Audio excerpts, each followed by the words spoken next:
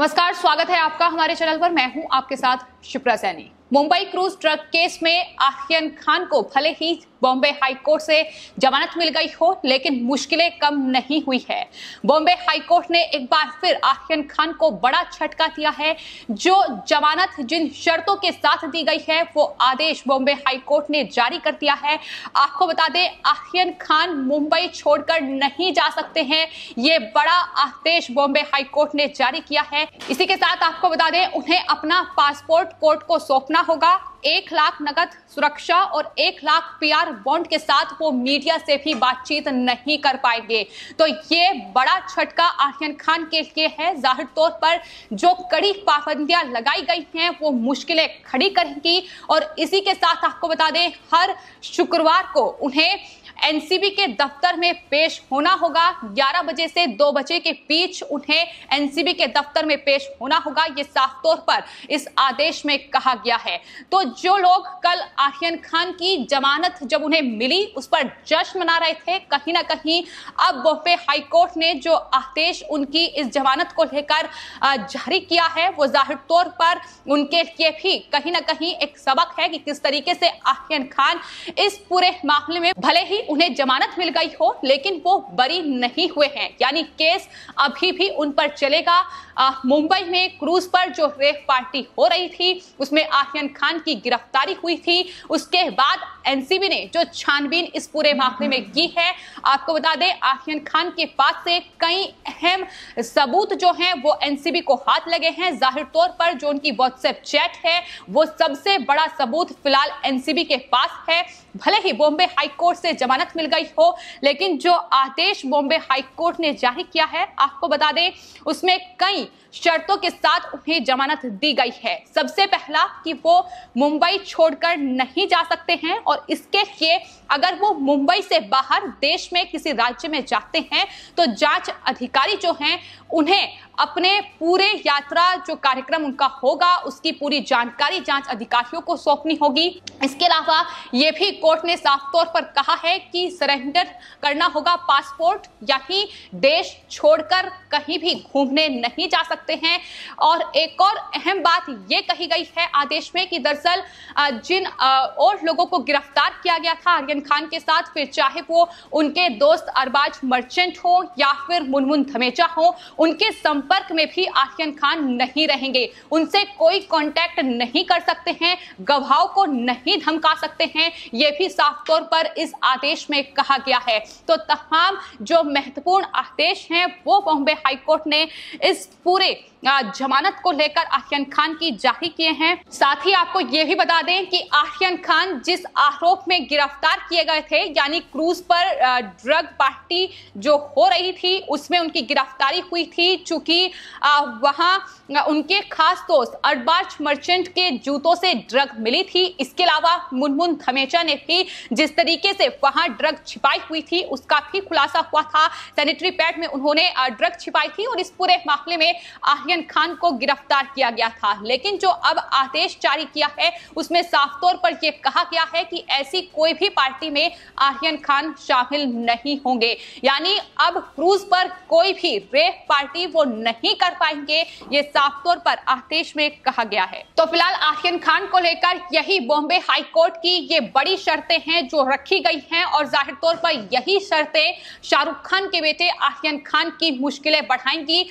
फिलहाल जो कहीं ना कहीं जमानत पर उनकी जश्न मना रहे थे, जो तमाम जो ट्वीट कर रहे थे, फिर चाहे वो एनसीपी के नेता नवाब मलिक हो, जो इस पूरे मामले में आर्यन खान का बचाव करते नजर आए हैं, और एनसीबी के जोनल डायरेक्टर समीर वानखेड़े जिन्होंने इस पूरे क्रूज पर ऑपरेशन को अंजाम दिया था, आर्यन खान को गिरफ्तार किया था, उन पर लगातार उन्होंने सवाल उठाए, इस पूरे ऑपरेशन को फर्जी बताया। वो लगातार ट्वीट करते हुए अभी भी समीर वानखेड़े को घेर रहे हैं। लेकिन ये शर्तें बताती हैं कि किस तरीके से आर्यन खान आरोपी हैं। भले ही उन्हें जमानत मिल गई हो, छानबीन अभी भी एनसीबी करेगी, अभी भी एनसीबी बॉलीवुड में इस पूरे ड्रग नेक्सस को खंगालेगी।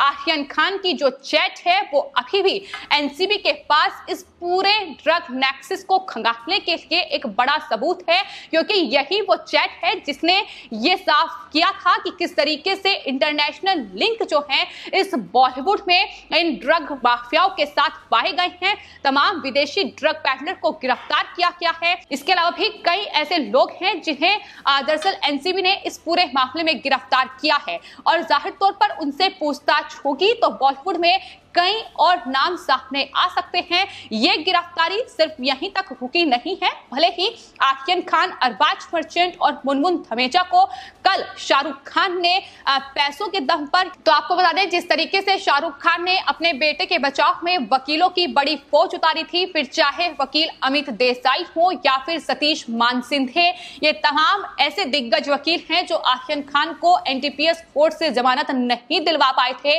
और जिसके बाद शाहरुख खान ने मुकुल रोहतगी को आर्यन खान को जमानत दिलाने के लिए रखा और उन्होंने बॉम्बे हाई कोर्ट में आर्यन खान की पैरवी की और तब जाकर आर्यन खान को जमानत मिली है। तो इतनी आसानी से ये जमानत नहीं मिली है। कई दिनों तक उन्हें लगभग 1 महीने तक जेल में रहना पड़ा और थर रोड जेल में वो बंद रहे, जिसके बाद ये कल बॉम्बे हाई कोर्ट से उन्हें जमानत मिली है। लेकिन पाबंदियां साफ तौर पर बता रही हैं कि आर्यन खान ने गुनाह किया है। आर्यन खान बीते कई सालों से ड्रग का सेवन कर रहे थे, वो ड्रग पैडलर के साथ संपर्क में थे। उनकी चैट ये साफ तौर पर बयां कर रही है। आपको बता दें चैट में ये भी बड़ा खुलासा हुआ है कि आर्यन खान दरअसल विदेशी ड्रग पैडलर के संपर्क में थे। यानी एनसीबी ये मान रही है कि इंटरनेशनल ड्रग सिंडिकेट से आर्यन खान के तार जुड़े हुए हैं। तो ये तमाम चीजें हैं जो अभी भी एनसीबी खंगालेगी। ऐसा नहीं है कि आर्यन खान को जमानत मिल गई और ये केस खत्म हो गया। तो अभी भी बॉम्बे हाई कोर्ट की ओर से जो आदेश आर्यन खान की जमानत पर जारी किया गया है उसमें ये साफ तौर पर कहा गया है कि जब भी एनसीबी जांच पड़ताल के लिए इन आरोपियों को बुलाएगी, आर्यन खान, मुनमुन धमेजा या अरबाज मर्चेंट, तो उन्हें एनसीबी के दफ्तर में पेश होना होगा। कार्रवाई जो हो रही है, जांच जो हो रही है उसमें सहयोग करना होगा, वरना इसका खामियाजा उन्हें आने वाले वक्त में भुगतना पड़ सकता है। तो एनसीबी की जांच लगातार जारी है। आर्यन खान के लिए जो जमानत शर्तों के साथ उन्हें दी गई है, जो आदेश जारी हुआ है, जाहिर तौर पर पाबंदियां लगाई गई हैं। एक तरीके से घर में ही कैद कर दिया गया है। लेकिन नवाब मलिक और शाहरुख खान के लिए बड़ा झटका इसलिए है क्योंकि नवाब मलिक अभी तक ये लगातार सोच रहे थे कि समीर वानखेड़े पर जो उन्होंने आरोप लगाए हैं वो बिल्कुल सच है, क्योंकि आर्यन खान को जमानत मिल गई है। लेकिन नवाब मलिक एक के बाद एक झूठ बोल रहे हैं। नवाब मलिक लगातार झूठ परोस रहे हैं और मुश्किलों में खुद घिरे हुए हैं, क्योंकि समीर वानखेड़े ही इस पूरे मामले की जांच अभी भी करेंगे। आर्यन खान को जब जब एनसीबी दफ्तर बुलाया जाएगा तो समीर वानखेड़े ही उनसे पूछताछ करेंगे। तो इस तरीके से समीर वानखेड़े पर आरोप लगाकर एक ईमानदार अफसर पर एनसीबी के नवाब मलिक जो ये सोच रहे हैं कि आर्यन खान बच गए हैं, वो नहीं बचे हैं। अभी भी उनसे पूछताछ होगी और नवाब मलिक जिस कोशिश में थे कि उनके दामाद समीर खान का भी पीछा छूट चुका है, यानी साफ तौर पर जो आर्यन खान को जमानत मिली है। आपको बता दें ड्रग नेक्सस को लगातार खंगाला जा रहा है। समीर खान शिकंजे में एनसीबी के आ सकते हैं, क्योंकि अभी भी ड्रग पैडलर की गिरफ्तारी महाराष्ट्र और मुंबई के अलग अलग इलाकों में जो छानबीन चल रही है उसमें हो रही है। तो पूरा ड्रग नेक्सस को खत्म करने की जो कार्रवाई है एनसीबी की वो लगातार जारी है।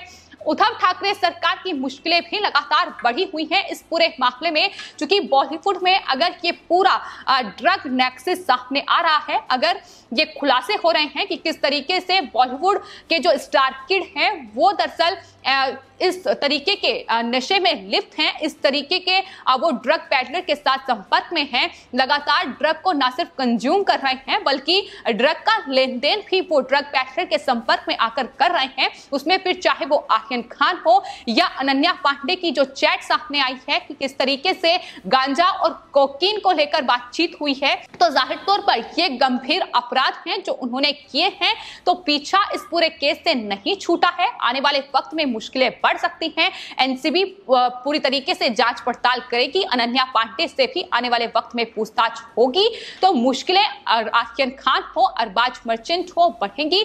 भले ही आज वो जमानत का जश्न मना रहे हों, लेकिन कहीं ना कहीं एनसीबी की जांच पड़ताल आगे जारी रहेगी और कहीं ना कहीं बड़े खुलासे इस पूरे मामले में हो सकते हैं। तो एक तरफ एनसीपी नेता नवाब मलिक लगातार समीर वानखेड़े पर सवाल उठा रहे हैं, लेकिन दूसरी तरफ किस तरीके से उद्धव ठाकरे सरकार, उनके मंत्री, एनसीपी के नेता शिकंजे में केंद्रीय जांच एजेंसियों के फंसे हुए हैं। ये लगातार महाराष्ट्र में जो भ्रष्टाचार और वसूली के तमाम मामलों में जांच चल रही है वो बयां कर रहे हैं। फिर चाहे वो 100 करोड़ की वसूली का जो मामला अनिल देशमुख पर है, ईडी फिलहाल अनिल देशमुख पर जांच पड़ताल कर रही है। आपको बता दें, ईडी अभी तक महाराष्ट्र के पूर्व गृह मंत्री और एनसीपी के नेता अनिल देशमुख को समन भेज चुकी है, लेकिन अनिल देशमुख सामने नहीं आ रहे हैं। गिरफ्तारी का डर उन्हें सता रहा है। लेकिन अब आपको बता दें, बॉम्बे हाईकोर्ट से अनिल देशमुख को एक बार फिर बड़ा झटका लगा है। उनकी याचिका को खारिज कर दिया गया है। दरअसल अनिल देशमुख ने ईडी के समन को चुनौती देने वाली एक याचिका को एजेंसी के सामने पेश करने के लिए चुनौती दी थी। ये वो याचिका थी जो उन्होंने बॉम्बे हाईकोर्ट में दायर की थी कि ईडी का समन उन्हें ना मिले। ये अनुरोध लगातार वो बॉम्बे हाईकोर्ट में करते आए हैं और एक बार फिर से उन्हें बड़ा झटका लगा है। याचिका खारिज हो चुकी है। अनिल देशमुख को ईडी के सामने आना होगा। सीबीआई और ईडी जैसी जांच एजेंसियों का शिकंजा अनिल देशमुख पर गहराया हुआ है। चूंकि 100 करोड़ की वसूली का ये मामला है, तो खुद जो एनसीपी और उद्धव ठाकरे सरकार मुश्किलों में फंसी हुई है, जिन पर भ्रष्टाचार के आरोप लगे हैं। सीबीआई, ईडी जैसी एजेंसियां लगातार अलग अलग मामलों में अलग अलग मंत्रियों पर जांच कर रही है, लेकिन वहीं दूसरी ओर इन तमाम आरोपों से पल्ला झाड़ते हुए, इन तमाम आरोपों को कहीं ना कहीं निराधार साबित करने के लिए एनसीबी के नेता नवाब मलिक, इसके उलट समीर वानखेड़े जैसे ईमानदार ऑफिसर पर ये तमाम झूठे और बेबुनियाद आरोप मढ़ रहे हैं, जिनका पर्दाफाश लगातार हो रहा है। और जहां तक बात मुंबई क्रूज ड्रग केस की है, तो आपको बता दें, मुंबई क्रूज ड्रग केस में आसियान खान, अरबाज मर्चेंट, मुनमुन धमेचा, ये 3 जो सबसे पहले जिनकी गिरफ्तारी हुई थी, उन्हें बॉम्बे हाईकोर्ट से जमानत मिल गई है। लेकिन जो पाबंदियां उन पर लगी हैं और साफ तौर पर यह आदेश में कहा गया है कि जब जब इन्हें पूछताछ के लिए, जांच के लिए बुलाया जाएगा, तो एनसीबी को सहयोग करना होगा। और इतना ही नहीं, मुंबई छोड़कर कहीं नहीं जा सकते हैं।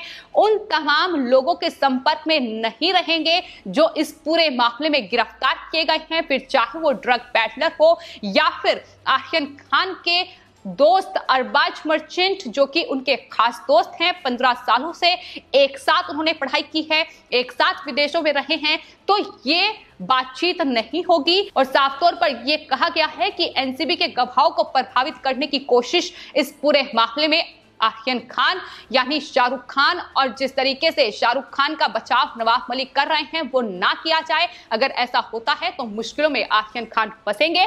और ये फिलहाल आदेश है जो बॉम्बे हाईकोर्ट की ओर से आसियान खान की जमानत पर जारी किया गया है, जिसके बाद कहीं ना कहीं इतना तय है कि आसियान खान को जमानत मिल गई है, लेकिन घर में कैद रहेंगे शाहरुख खान के बेटे आर्यन खान। फिलहाल आपकी इस पूरे मामले पर क्या राय है, हमें कॉमेंट बॉक्स में जरूर लिखें और चैनल को सब्सक्राइब करें। धन्यवाद।